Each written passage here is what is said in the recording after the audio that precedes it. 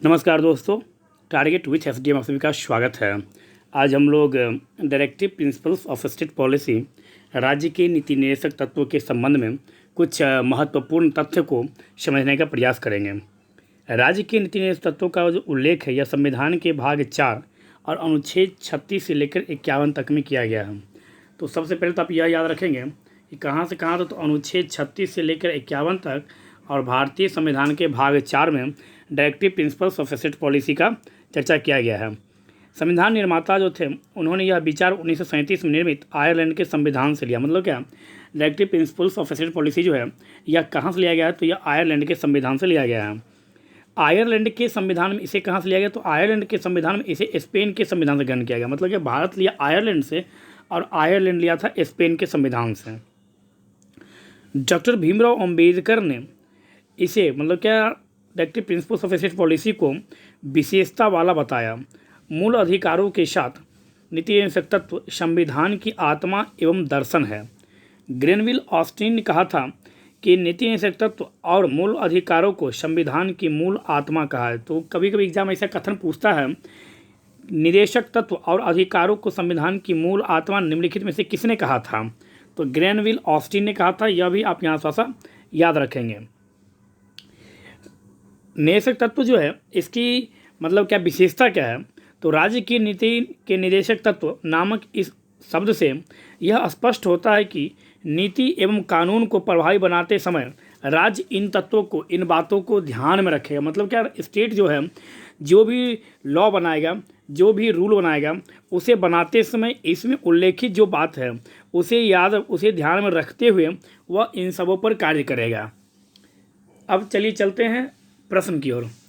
प्रश्न है, राज्य के नीति निर्देशक तत्व सिद्धांतों को भारतीय संविधान में शामिल किए जाने का क्या उद्देश्य है, तो इसका उद्देश्य है मूल रूप से सामाजिक और आर्थिक प्रजातंत्र को स्थापित करना। क्या उद्देश्य है, तो सामाजिक और आर्थिक रूप से प्रजातंत्र को स्थापित करना। नेक्स्ट, राज्य की नीति निर्देशक तत्व का उद्देश्य क्या है, तो एक कल्याणकारी राज्य की स्थापना करना, सामाजिक आर्थिक न्याय को सुनिश्चित करना और एक धर्मनिरपेक्ष राज्य की स्थापना करना इसके सिद्धांतों का प्रमुख उद्देश्य है, ऑब्जेक्ट है। नेक्स्ट, राज्य की नीति निर्देशक तत्वों के बारे में सही कथन। देखिए कथन यहाँ पूछ लिया, ये तत्व देश के सामाजिक आर्थिक लोकतंत्र की व्याख्या करते हैं। दूसरा, इन तत्वों में अंतर्विष्ट उपबंध किसी न्यायालय द्वारा प्रवर्तनीय नहीं है। कौन सही है, तो नीति निर्देशक तत्व के संबंध में यह दोनों कथन सही है। मतलब क्या, फंडामेंटल राइट जो है यह वाद्य योग्य है, जबकि डीपीएसपी जो है यह वाद्य योग्य नहीं है। नेक्स्ट, कल्याणकारी राज्य की संकल्पना का समावेश भारत के संविधान में कहाँ है, तो राज्य के नीति निर्देशक तत्वों में किया गया है। नेक्स्ट, भारतीय संविधान में सम्मिलित निर्देशक तत्वों की प्रेरणा हमें कहाँ से मिली है, तो आयरलैंड के संविधान से। और आयरलैंड के संविधान में कहाँ से लिया गया, स्पेन के संविधान से लिया गया है। डीपीएसपी वाद्य योग्य नहीं है, जबकि फंडामेंटल राइट वाद्य योग्य है। मतलब क्या, आप उसको लेकर कोर्ट में जा सकते हैं, लेकिन डीपीएसपी की मांग को लेकर आप कोर्ट में नहीं जा सकते। नेक्स्ट, भारत के संविधान के अनुसार देश के शासन के लिए आधारभूत क्या है, तो राज्य के निर्देशक तत्व है। नेक्स्ट, समान कार्य के लिए समान वेतन भारत के संविधान में सुनिश्चित किया गया है। एक किसके द्वारा, तो डीपीएसपी के द्वारा यह निर्धारित किया गया। नेक्स्ट, भारत में पंचायती राज प्रणाली की व्यवस्था की गई है। कहाँ, तो राज्य के नीति निर्देशक तत्वों में भारत में पंचायती राज की व्यवस्था किया गया। मतलब क्या, directive principles of state policy में महात्मा गांधी के फिलोसफी को भी यहाँ पर स्थान है। मतलब क्या, महात्मा गांधी का झलक जो है वह डीपीएसपी में भारतीय संविधान में आपको देखने के लिए मिलेगा। नेक्स्ट, राज्य सरकार को ग्राम पंचायतों को संगठित करने के लिए निर्देशित कौन करता है, तो अनुच्छेद 40 करता है। नेक्स्ट, भारत के संविधान के अंतर्गत ग्राम पंचायतों का गठन क्या है, तो निर्देशक सिद्धांत है। नेक्स्ट, अनुच्छेद 40 के अंतर्गत ग्राम पंचायतों के गठन के। अनुच्छेद 41 कुछ दशाओं में काम, शिक्षा और लोक सहायता पाने का अधिकार। अनुच्छेद 44 मोस्ट इंपोर्टेंट नागरिकों के लिए समान नागरिक संहिता। अनुच्छेद 48 कृषि एवं पशुपालन का गठन।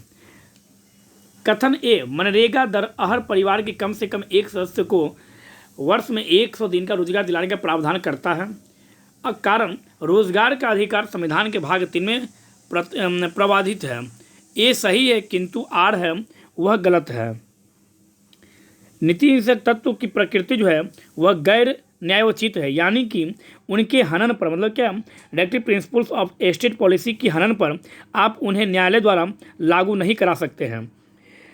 केंद्र राज्य एवं स्थानीय जो गवर्नमेंट है, स्थानीय जो गवर्नमेंट का जो पार्ट है वह इसे लागू कराने के लिए बाध्य भी नहीं है। संविधान के अनुच्छेद 37 में कहा गया है कि निदेशक तत्व देश के शासन में मूलभूत है और विधि बनाने में इन तत्वों को लागू कराना राज्य का यह कर्तव्य है, ना कि यह जनता का अधिकार है।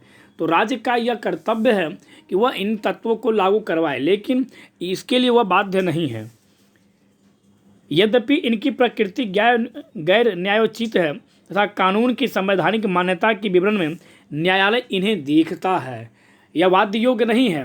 लेकिन जब फंडामेंटल राइट से जुड़ा हुआ यदि कोई विषय आता है और उसका कह सकते हैं आप जुड़ा यदि डीपीएसपी से है तो वह इसे देख सकता है और वह इसे देखता भी है। अब रहा गांधीवादी सिद्धांत। तो गांधीवादी सिद्धांत से कौन कौन सा अनुच्छेद संबंधित है वो आप देख लीजिए।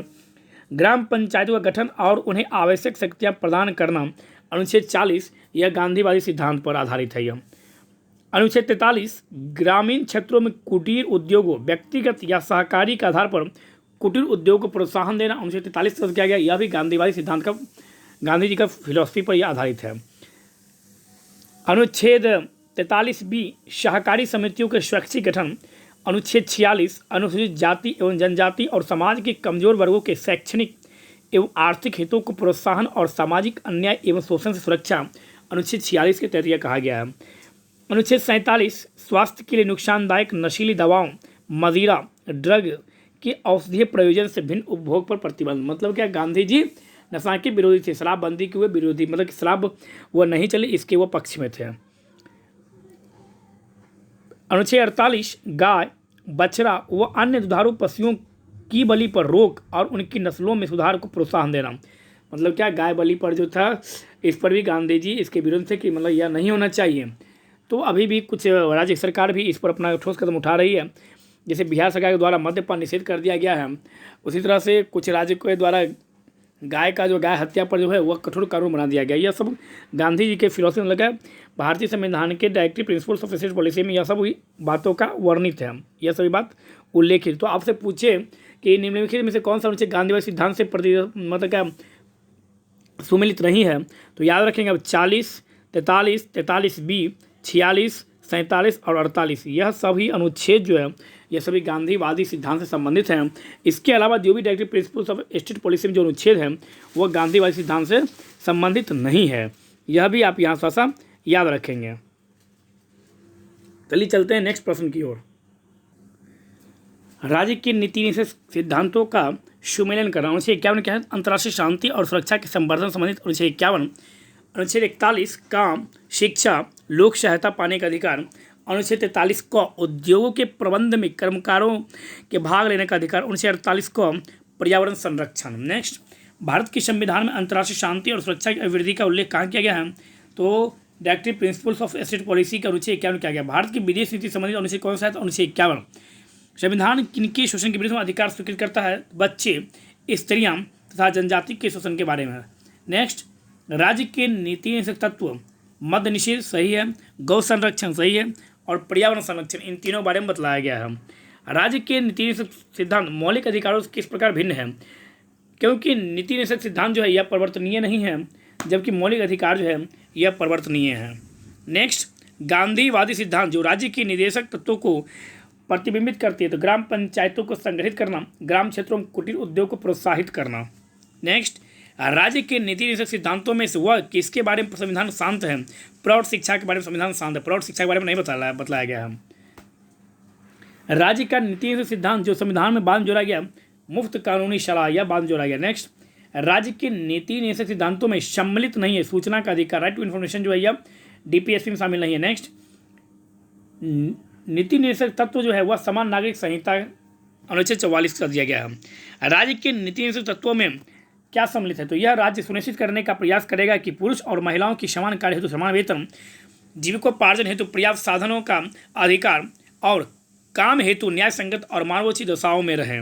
नेक्स्ट, राज्य के नीति सिद्धांत एक ऐसा चेक है जो बैंक की सुविधा अनुसार अदा किया जा सकता है, या किसने कहा था, केटी साहब। यह कथन एग्जाम में बहुत बार पूछा जा चुका है, इसलिए इस कथन को याद रखिएगा। क्या, तो राज्य की नीति सिद्धांत एक ऐसा चेक है जो बैंक की अनुसार अदा किया जाता है, किसने कहा था, तो यह केटी साहब के द्वारा यह कहा गया था। तो इस तरह से आज हम लोग DPSP के संबंध में कुछ महत्वपूर्ण तथ्यों को समझने का प्रयास किए। यदि वीडियो अच्छा लगे तो आप अपने दोस्तों को भी शेयर कीजिए। इस चैनल को सब्सक्राइब करने में आपका मात्र 1 सेकेंड का समय लगेगा, तो प्लीज़ इस चैनल को सब्सक्राइब कीजिए। यदि वीडियो आपको अच्छा लगे और आपको यह लगे कि आपके एग्ज़ाम में यह मदद करता है, तो अन्यथा आप अपना सुझाव कमेंट्स बॉक्स में लिखकर भेज सकते हैं। धन्यवाद। स्वस्थ रहें, मस्त रहें।